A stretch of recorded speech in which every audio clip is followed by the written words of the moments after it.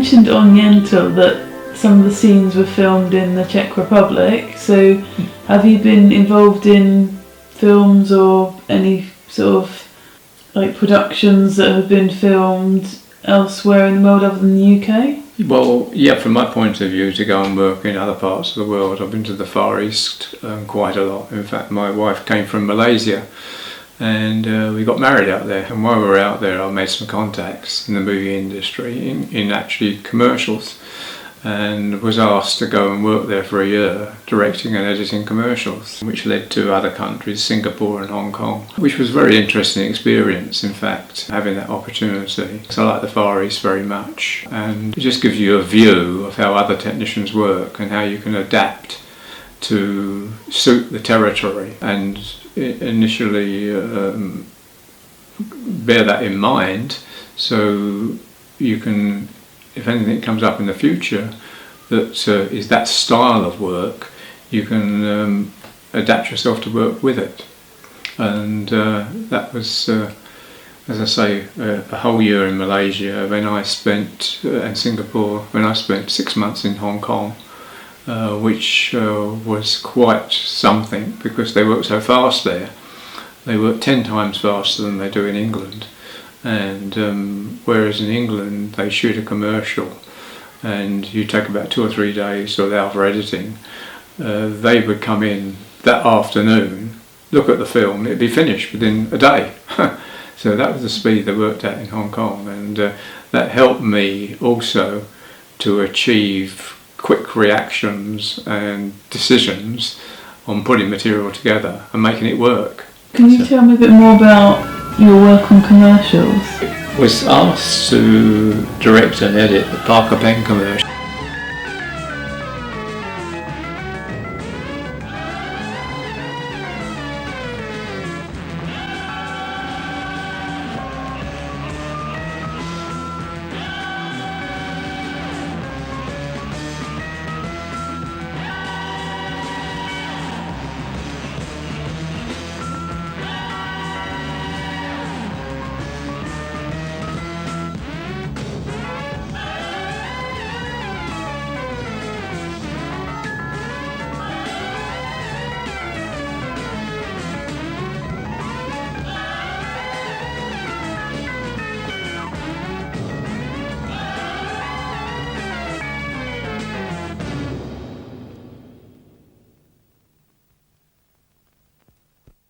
And shooting with either a glider plane, which is one of the situations that they have out there in the Middle East, and also a Vulcan, which they have as pets. So what I did was I shot the main body of the films, and then I did separate sections to intercut into it of the Vulcan flying, and then replaced them with the glider flying. So it was quite very easy to do, actually, to be able to work out something with the same movement, like the bird's wings and the glider flying through, and edited it together. Enter an exciting new world of writing with a pen that has a nib sculptured from a single piece of stainless steel.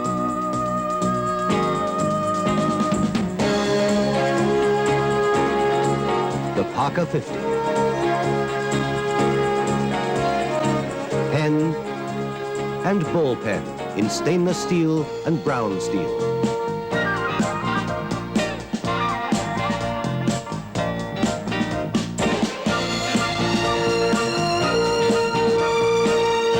The Parker 50, sculptured elegance.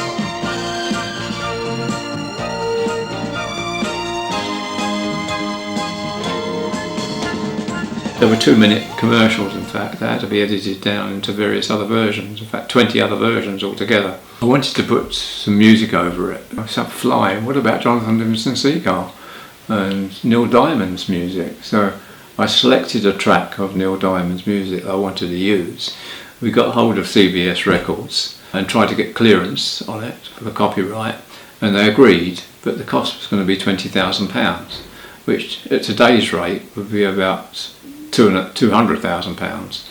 which was actually the cost of the whole production. So that was out of the question.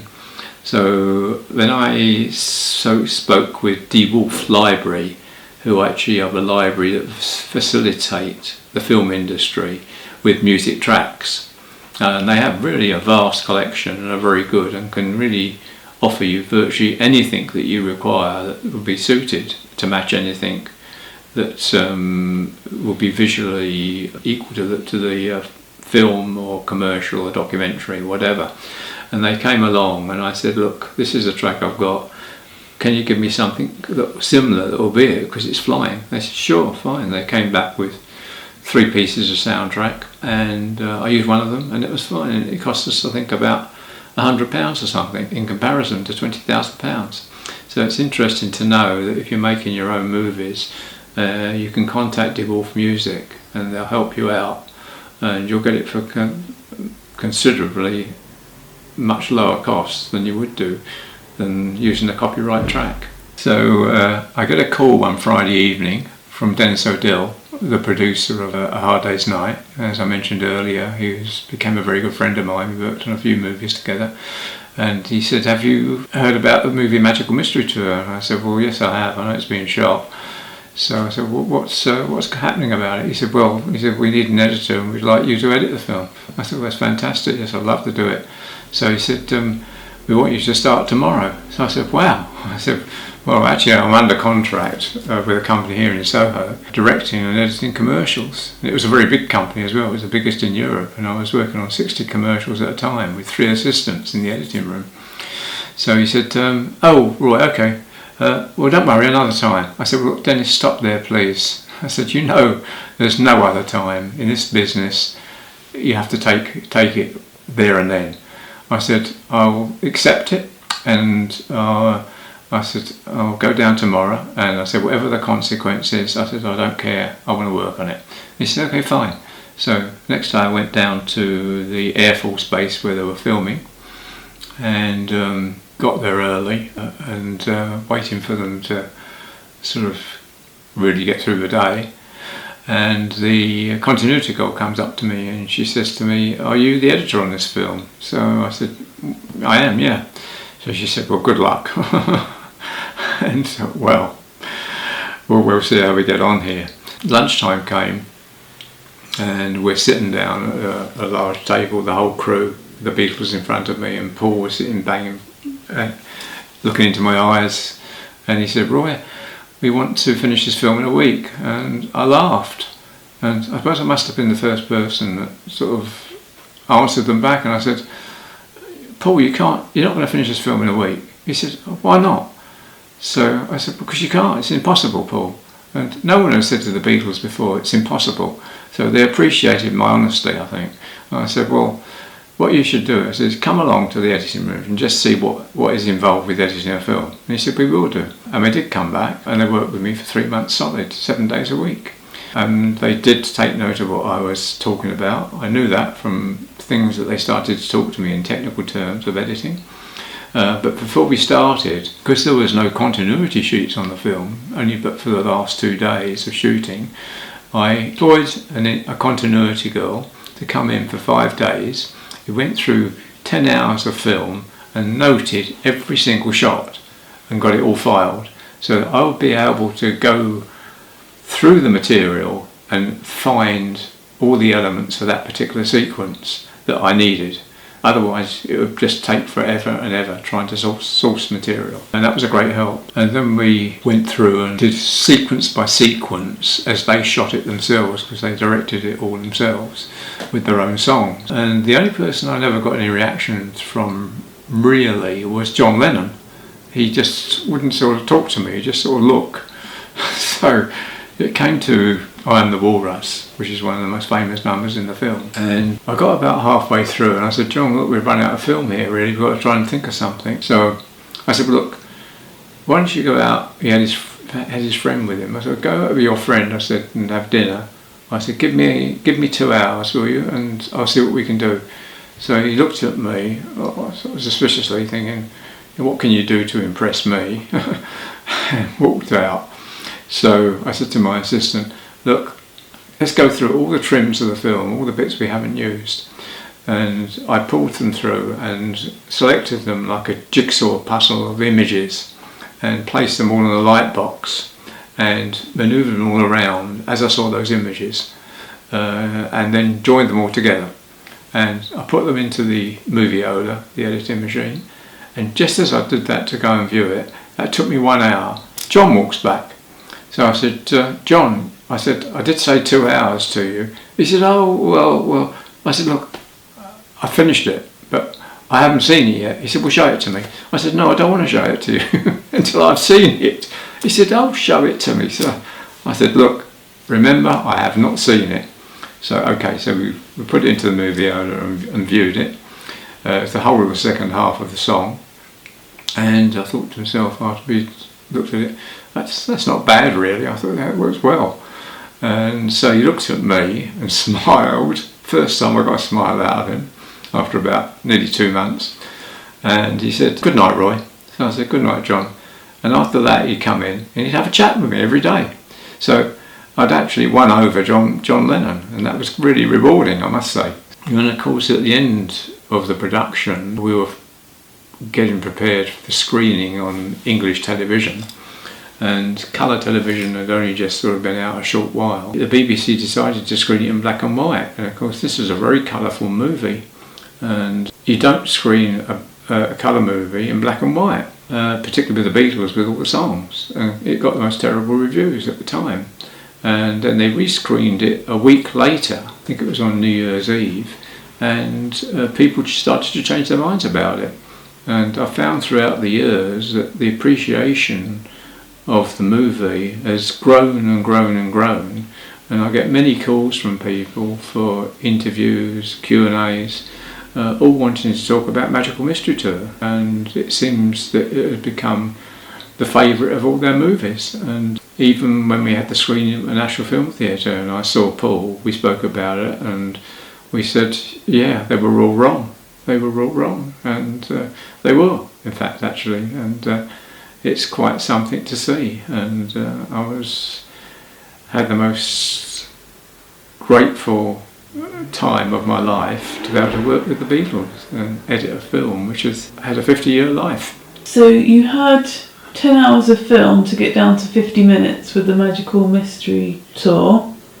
So how do you work out what goes in the 50 minutes and how much does the editing kind of change the story? When they arrived, I said into the editing rooms, I said to John, well, you better show me some script on this. And he said, well, there's no script. So I said, what do you mean there's no script? He said, this is the script.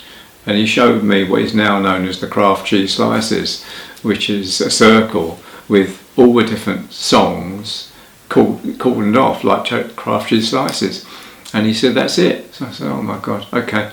So it was taking the material, first of all, breaking it down into sequences for all the songs, and then breaking it down into all the bus sequences as well, separating it all, and then taking them all as an individual entity, editing them all, putting them all aside in a box, and then once you had it all completed, then putting it all together in a story format. You had to make it, and I had to make the story format because there wasn't any.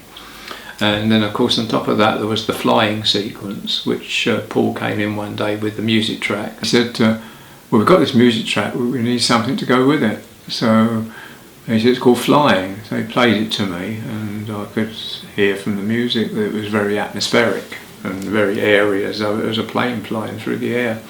So I said, well, I tell you what, let me talk to Shepperton Studios, I said, because when I was working on Dr. Strangelove, I filed all of the back projection plates that they had, which they'd filmed in Greenland, so it's full of flying material.